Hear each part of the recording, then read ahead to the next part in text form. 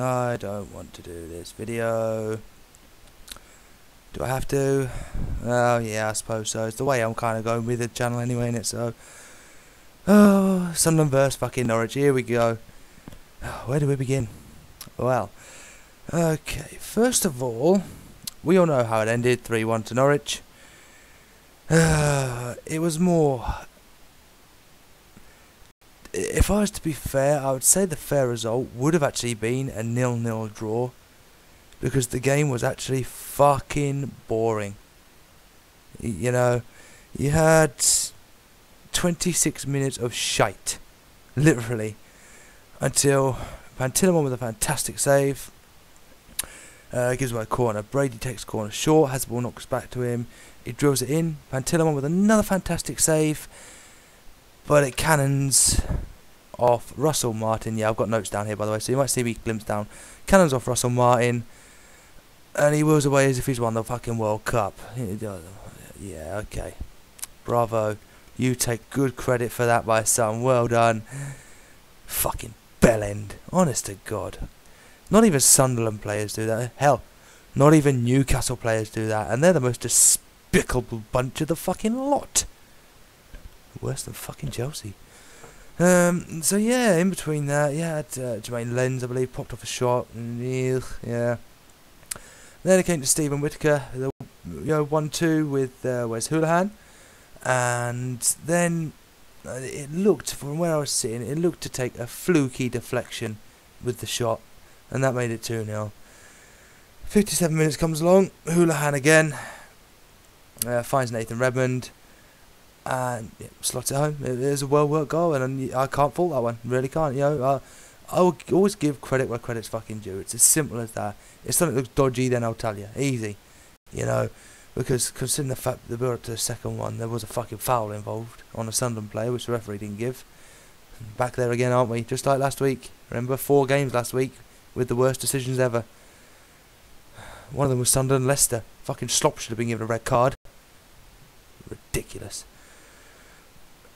But then more controversy. Again, referees. Whittaker with probably the most deliberate handball, which quite frankly should have been a straight red card. Gives away a free kick. That's on 87 minutes. So ticks over to 88 minutes, and then set piece comes in. Duncan Watmore sort of sliced the volley. Whether he meant to or not, I don't know. I have to ask him if you see him. And it just buried it at the bottom left corner. And Ruddy just went absolutely fucking ballistic at his defence. Well, for a start, at least make a half-decent attempt to save it. Not the half-assed hash job that you fucking tried to. And going back to speak to Duncan Watmore, he came on the 70th minute. We finally had something to fucking cheer about. Yes, because not only did he come on, but immediately throw in, and he starts terrorising the Norwich players. I'm not a mathematician here, okay? I do believe that the game of football has 11 men on each team, providing there's no sendings off or injuries.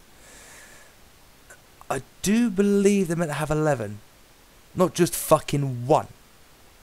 Honestly, you know what, actually, right, 22 players on the field, right? And if I was to choose one of them to be man of the match, not just because he's a Sunderland player, but simply for the fact of the 20 minutes graft that he put in, would be Duncan Watmore. It really would. He would be man of the match.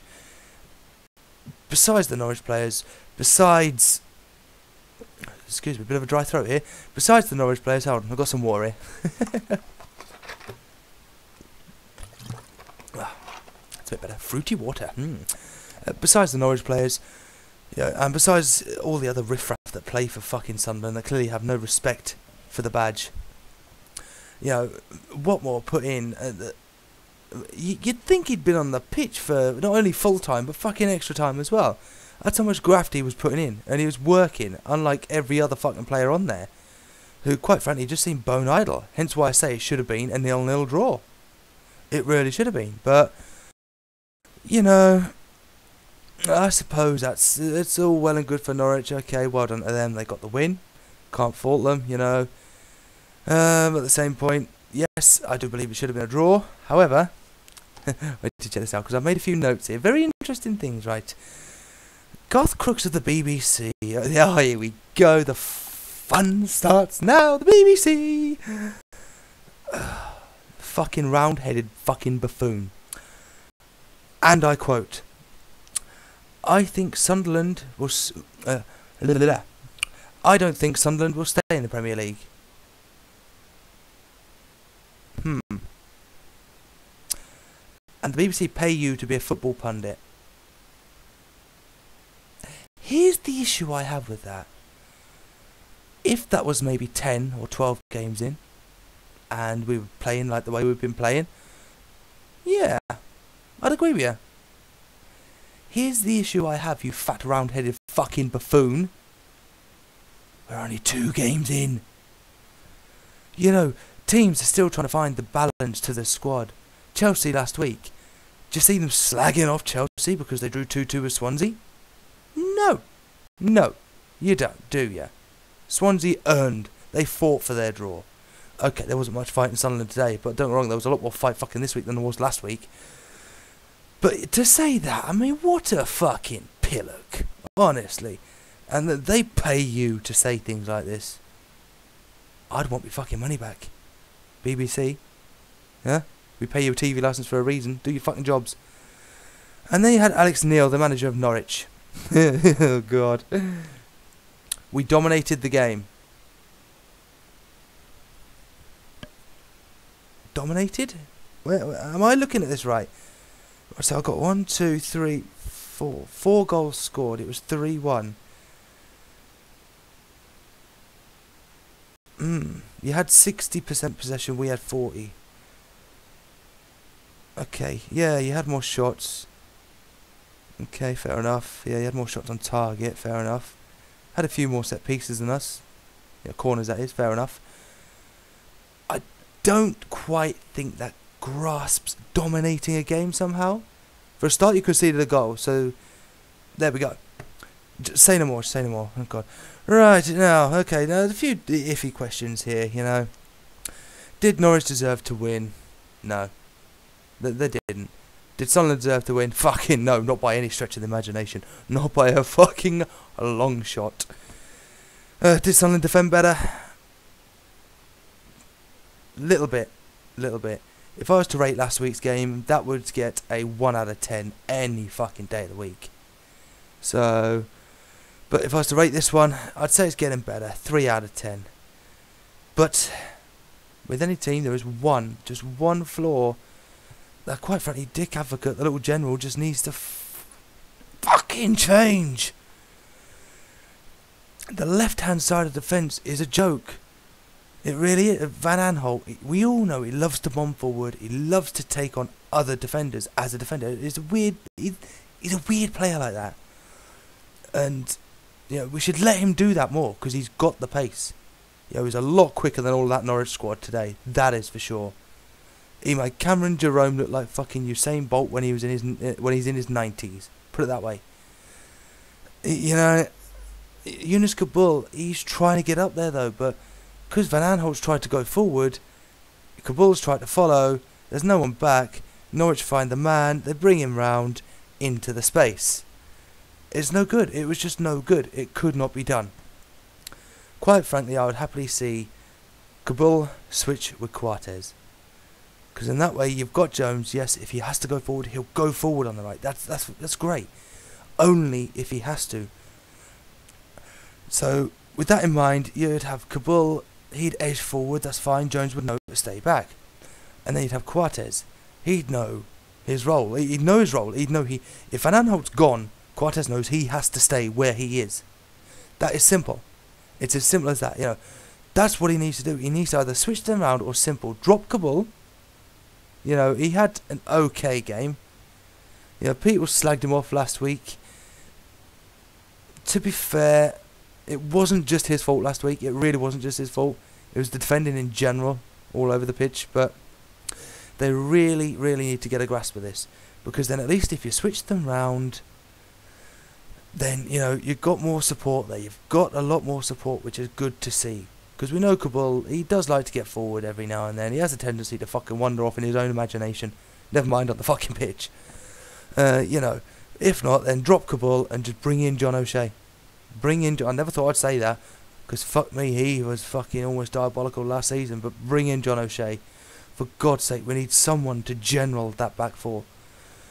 Up front, to be honest, Fletcher's looking like he doesn't give a monkey's toss. Just get rid of him. Bin him. Fucking ship him off up to Scotland. Get rid of him. Oh, my camera's flickering.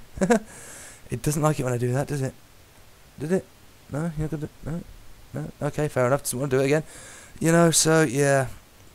It's... Oh, fucking hell. There seems to be too many Chiefs and not enough Indians that want to take charge. Dwayne Lenz, he had a good game. If I was to give him a rating, I'd give him a 6 out of 10. You know, he's got room for improvement. Maybe there was a little bit of match fitness sort of creeping in. But, you know, that would dull out, you know. And like the round-headed buffoon, you know, unlike the round-headed buffoon, Garth Cook should I say, you know, it's only 2 games in. Okay, bottom of the table, we've got no points, doesn't matter. You know. And it's just one of those things, you know. It's going to take time for a team to work. It could take 3 or 4 games, you know. And yes, I lose my patience. Fuck me, do I lose my patience with those fuckers. I really do. And we've got Swansea next, which, to be honest, with the way Swansea have been going, not really looking forward to it. But you never know. It could be yeah, we could use Swansea as the scapegoats to kickstart our season. A team that's, okay, it's only the start of the season, but a team that started in form. You know, draw at Chelsea. And then that leads me on to the next match that they just played, which gives at least some Sunderland fans a nice silver lining. Swansea 2, Newcastle 0. No, I'm not reviewing that, by the way, I'm just saying. It's nice to know. And to top it off, here's a really bizarre fact for you. Sunderland actually had more shots than Newcastle in total. You know, shots off and on target. You know, okay, yes, they were down to 10 men, but quite frankly, you know, with the players they've got, there's no way they could allow Swansea to have ironically the same amount of shots as Norwich. 19 shots off target and 8 on target. So, you know, it's, yeah. There's a silver lining for Sunderland fans. If Newcastle won, you know, Steve McLaren, come round here, you know, I'll happily borrow my GPS I've got downstairs, so, you know, and my sat-nav, so you can at least find where the goal is, you know, because at least we're scoring. Okay, you're only 1 point above us, so don't get quite too cocky yet, alright? Oh, if there's anything I love winding Geordie's up, and I cannot wait for later to see the true Geordie's rant. I really can't.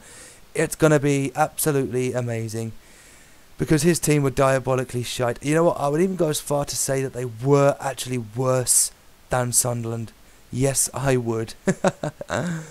Oh, nice to know you're not the worst team in the weekend, at least, even though you lost 3-1. Oh, even better.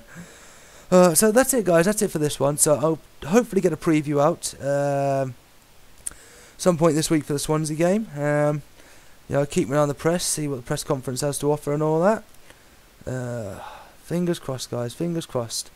You know, it is getting better. Problem is, it needs to get better quicker, not snail's pace. You know, 1 out of 10 last week, 3 out of 10 this week. So yeah. It definitely needs to get a lot better. And that's it. See you all later.